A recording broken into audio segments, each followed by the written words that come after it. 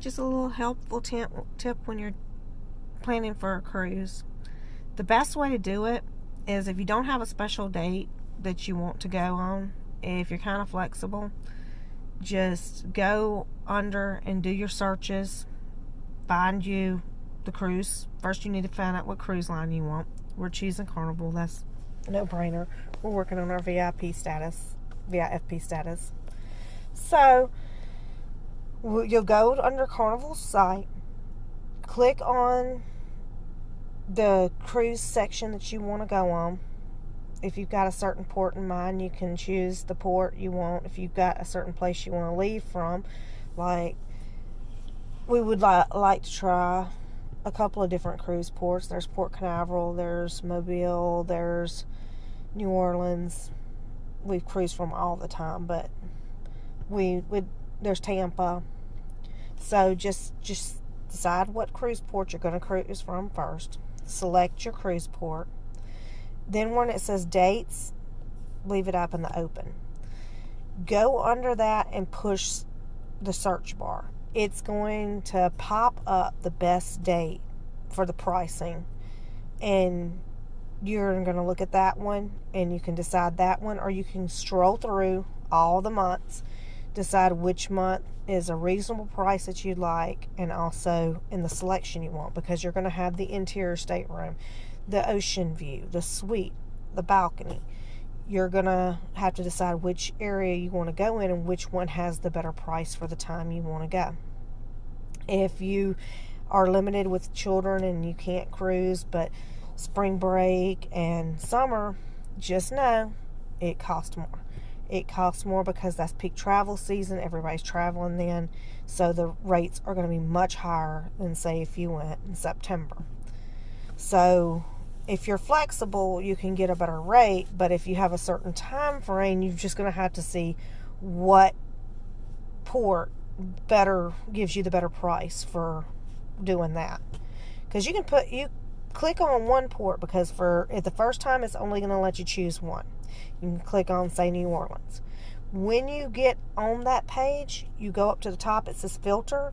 You can choose more than one port. So you can click New Orleans, Mobile, you can click Tampa, Port Canaveral, any of the cruise ports. You can click them, all the ones that you'd be interested in.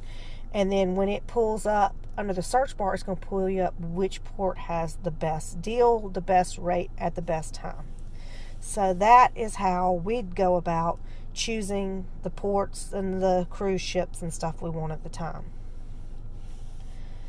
So I hope that helps when you're planning a little bit. Also, if you're wanting, say, like a destination, you can look under Carnival's main search page. They have Caribbean, they have Bahamas, they have all your selections right there, so you can choose that. You can also, under filter, you can pick how many days you'd like to go, whether you just want a 3 or 4 day cruise, whether you want a 5-6 day cruise, whether you want a 7 to 10 day cruise. You can do your little picking, and that way it only shows you what you're interested in. So that's just a little tip. And if you want to work with a travel agent, that's fine. You can get an idea of what you like, because it goes on whenever you starting to pick the rooms and stuff. You can go through all the way up to almost booking it and not have to book it yourself. But that way you can see the actual room category, what the room looks like, where it's located on the ship. Because me and my husband, we like to stay midship. We like to stay upper decks. We don't want to go lower. It just, we cruise better when we do that.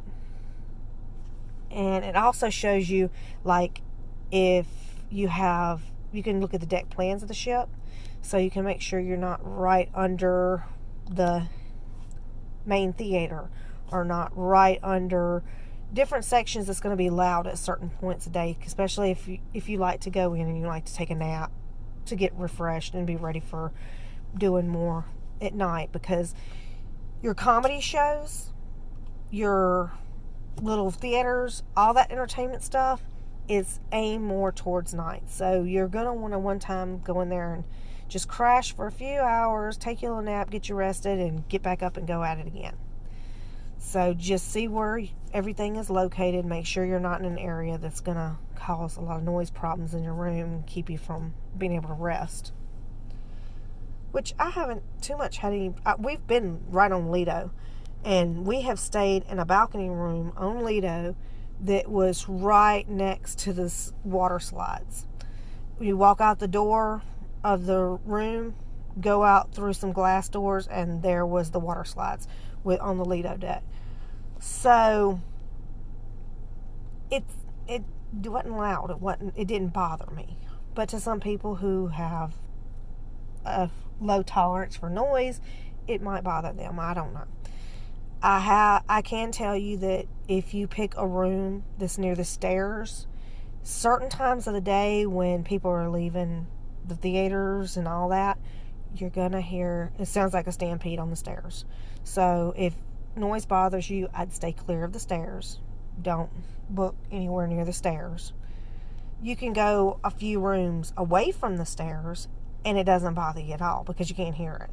But if you book that room that's right there at the stairways where you go in the door and there's the rooms, you're gonna hear people. And just know that you paid for a cruise, but so did everybody else. They paid to come have fun too. So pick rooms that's good for you, but take it with a grain of salt too, because there's probably times of the day they're in the room and they can hear you walking. So this is just a tip for the day, and keep watching in the video, because in the video we're going to have a little hidden secret to the surprise coming up, and I'm probably going to give the surprise out at the end of the week, but I'm going to see if any of y'all can guess it before I give the surprise. Hope you're having a good day. If you're not having a good day today, let's make tomorrow a better one. Bye, guys.